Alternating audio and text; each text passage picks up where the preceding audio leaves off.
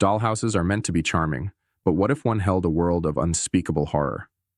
This is the story of the cursed dollhouse, a miniature world that trapped one family in a nightmare.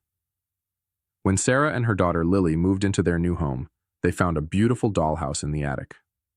The dollhouse was intricately detailed, with tiny furniture, tiny dolls, and even tiny lights that flickered on and off. At first, Lily loved playing with the dollhouse. But soon, Sarah noticed something strange.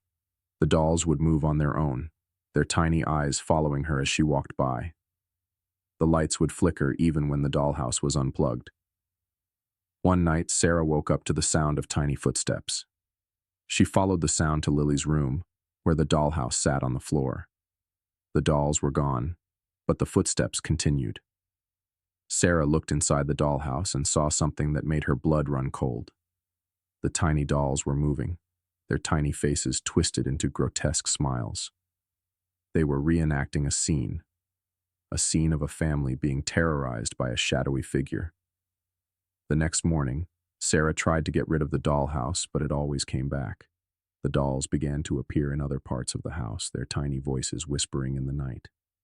One night, Sarah woke up to find Lily standing in front of the dollhouse, her eyes blank, her voice a hollow whisper. "They want me to play," she said. Sarah tried to pull Lily away, but the dolls began to grow, their tiny forms twisting into something monstrous. The shadowy figure from the dollhouse stepped out, its hollow eyes staring at Sarah. When Sarah woke up, the dollhouse was gone, but Lily was different. Her eyes were hollow, her voice a whisper.